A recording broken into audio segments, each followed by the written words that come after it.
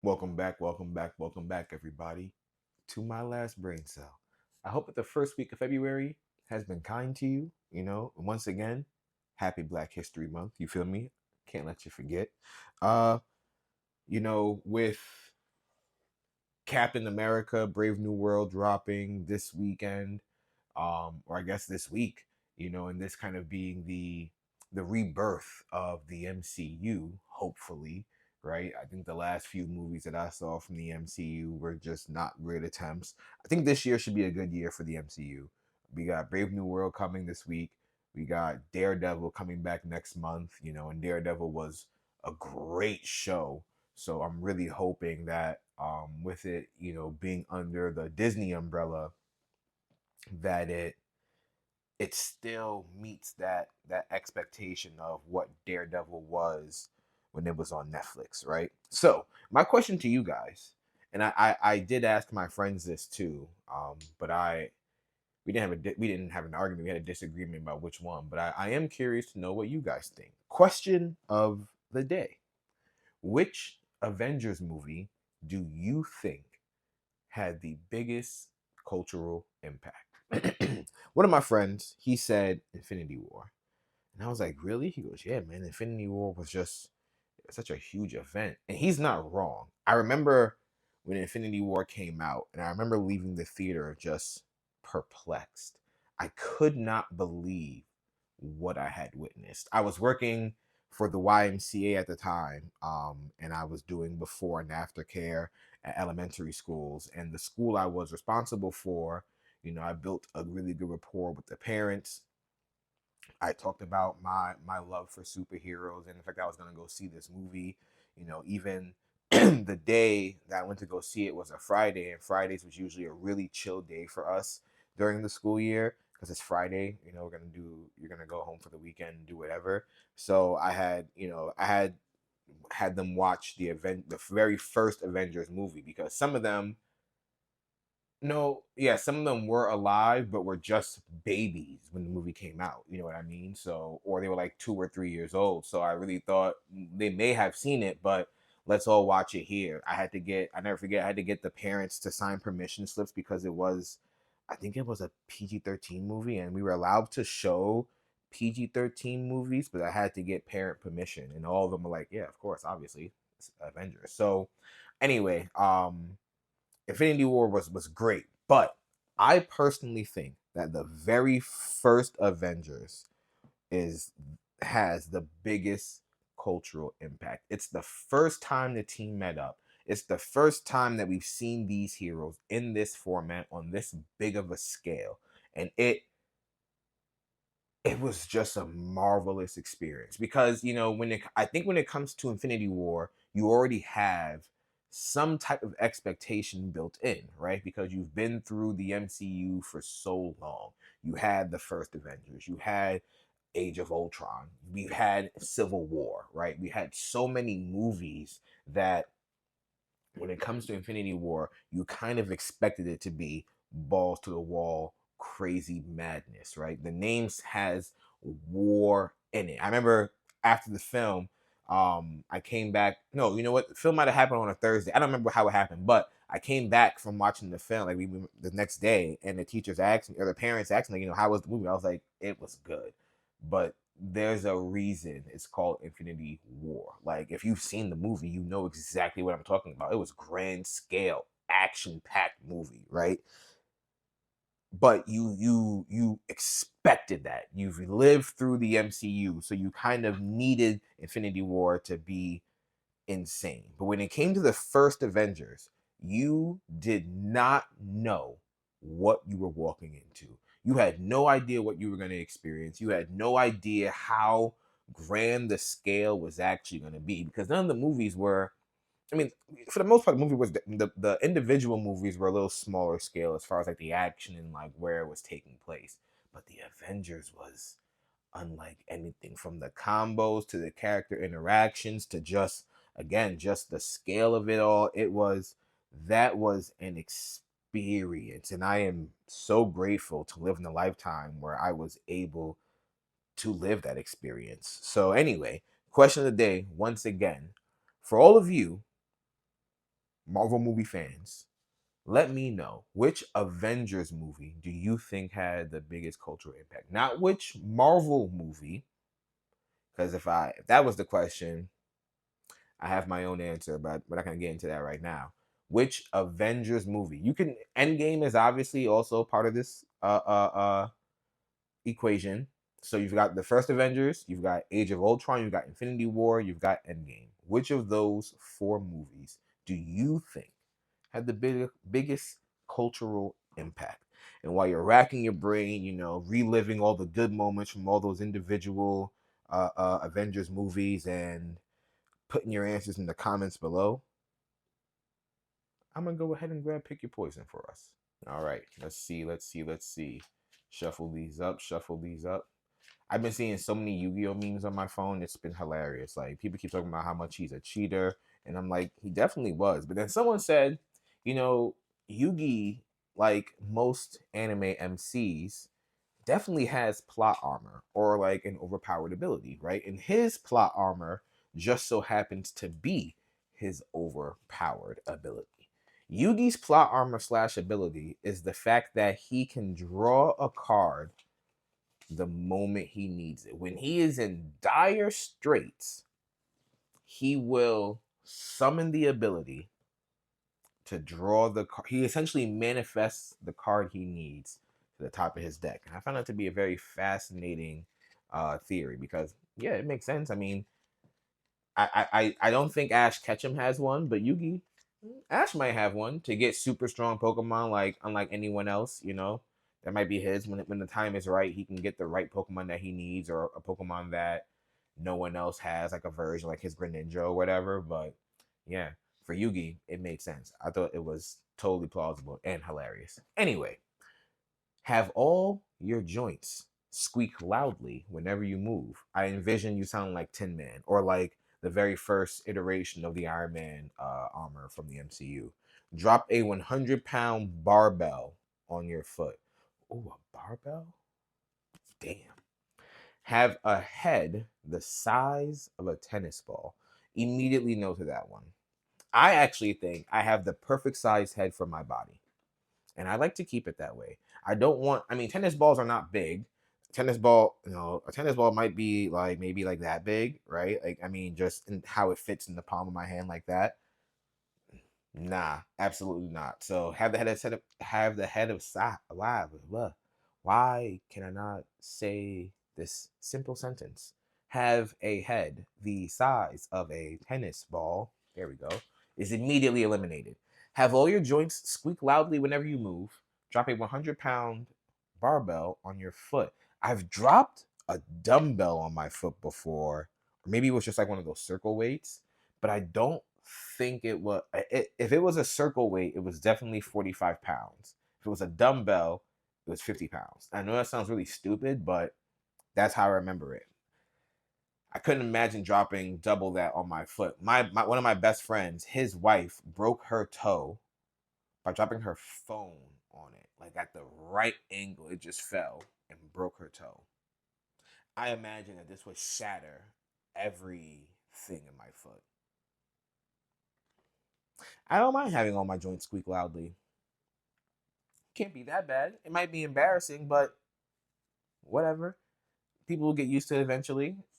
And again, I always rationalize it this way. I'll just be, a medical phenomenon. They have no idea why. It has nothing to do with like a lubrication ability in my body. It's just my joints squeak loudly. When I go to the gym, most people probably won't pay me any mind anyway because they're in their own worlds with their headphones. The gym staff might get annoyed, but it is what it is. Once again, doctors know I have an ailment. Sue me. Do something about it. Because I can't have a head the size of a tennis ball and dropping a 100-pound barbell. And so when I first read it, I'm trying to envision how it's going to work because the entire barbell isn't going to land on my foot. One end of the barbell will, because the middle bar landing on my foot is also near impossible. So that's going to break everything. And I think just the pain, I envision it like once it breaks my foot, the cracks are going to lead up to my knee and just shatter that entire portion of my leg. I'm good. Loud joints, whatever. Deal with it. What are you gonna pick? Small ass tennis ball head, 100-pound barbell to the foot, or loud squeaky joints when you move? And to be honest, I'm sure most of us have some loud squeaky joints when you move anyway. It's fine. It's human nature at this point. Let me know. Put in the comments. And while you're doing that, allow me. No. Please, please. I insist. Allow me to grab the wheel of fun. I'm not even gonna lie to y'all. I don't know if I touched that tower one time during Pick Your Poison. Anyway, real good, super healthy. What we got today on this day? All right, I'm gonna be a little sappy real quick. So I looked up a couple of facts. Nothing was like really good for on this day, but I got some like IRL on this day. So on this day is actually my brother's girlfriend's birthday. Shout out to Thomason. And on this day is also one of my best friend's birthday, Alejandre. He passed away a couple of years ago from a stroke, and yeah, I miss him every day. Before his death, I was telling, I think I told this to Taj Leak too, in that episode. But before his death, I I never felt like death was anywhere near me. I've had people around me die, but I felt not invincible because no one is, but almost untouchable by death. I can get hurt, but death was nowhere near lingering around me, right? So when it happened, I was like super distraught. And I we're in 2025 now. He passed away in 2022, so like his 3-year anniversary will be this year. But it's so interesting that when it happened, I genuinely feel like I haven't been the same. And it's just because like I really had to contend with the fact that damn, death can really come by any means to anyone, I've like, and like I said, I'm no stranger to death. I've had family members pass away. I've had, when I was in elementary school, there was a kid in one of the classes who died in a car crash. When I was in college, I had a kid who was killed not too far off campus, who was a friend of ours, so like I'm no stranger to people dying. And even with my one college friend being killed off campus, that still never felt like I was close to death. But when I heard Alejandro passed, yeah, that was like, yeah, it can really come at any moment for anyone. Like he had only turned 30 that year, 30 years old, and had a stroke. Those words don't even like, I can't comprehend them. They don't mesh well. I never thought that that'd be used in the same sentence. So it really rocked me, and I'm really glad that 3 years later, oh my, um, I'm not as distraught. I'm not as hurt. They say grief,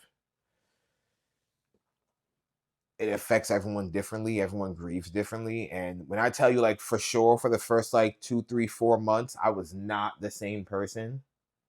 I was not the same person. Like, I can't even describe how bizarre I felt. I never felt empty. I never felt sad. I just felt bizarre. I felt like I didn't believe it, and yeah.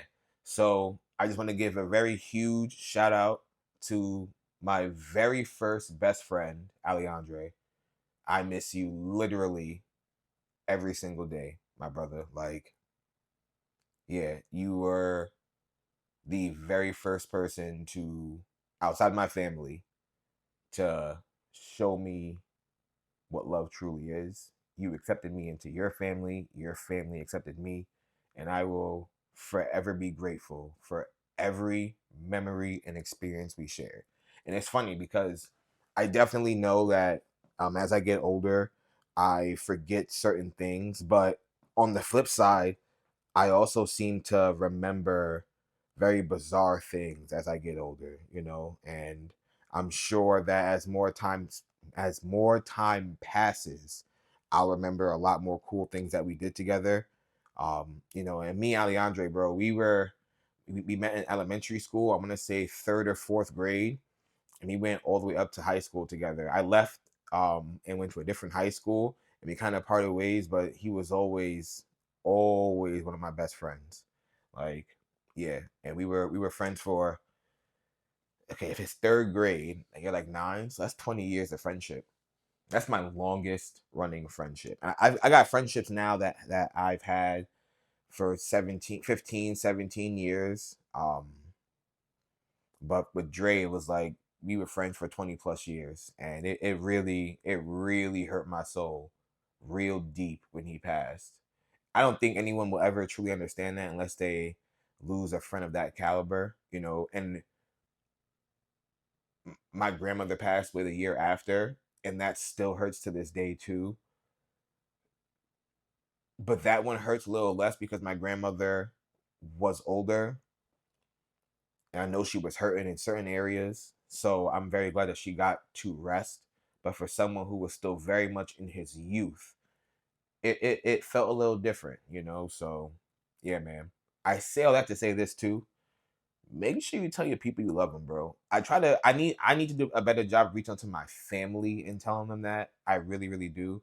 I'm pretty good when it comes to my friends, but anyone out there that you care about, you better take every second that you can to tell them that you care for them. There's nothing wrong with telling the homies you love them. You feel me? At least once a quarter, I tell my friends, hey y'all, here's your reminder. I love y'all and I appreciate y'all. Me and my friends that I've been friends with now, like my main group of friends, we've been friends for forever. We've been through some shit together. You feel me?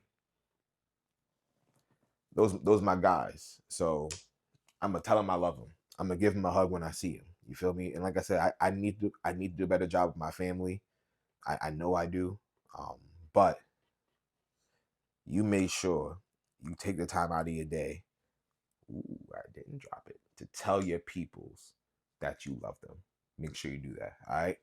That's all I got for y'all today. Like I said, I'm not gonna keep holding your hostage. Let's see. 1, 2, 3, 4, 5, 6, 7, 8, 9, 10, 11, 12, 13, 14, 15, 16, 17, 18, 19, 20, 21, 22, 23. Only 23 layers. We can do better. We'll do better next time. As always, or I should say, as of recent, y'all know that I've been out here looking for Mission 1K. I would really, really appreciate any and all efforts that you guys do to help me get to 1,000 subscribers here. We're at 34. I gained, I think, like 3 subscribers in like the last couple of weeks. So if you're out there telling your friends to tell a friend, please know that I appreciate you. If you're liking my stories or liking my shorts and sharing those and leaving comments, please know I appreciate you.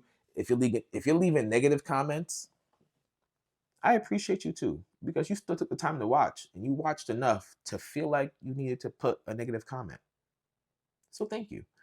And to those who leave positive comments, I appreciate you so much more for putting more positivity out into the world. Anyway, y'all, it's been real. Make sure that you like, comment, and subscribe. Please, please, please. Thank you, thank you, thank you. Enjoy the rest of your day. Enjoy the rest of your Sunday.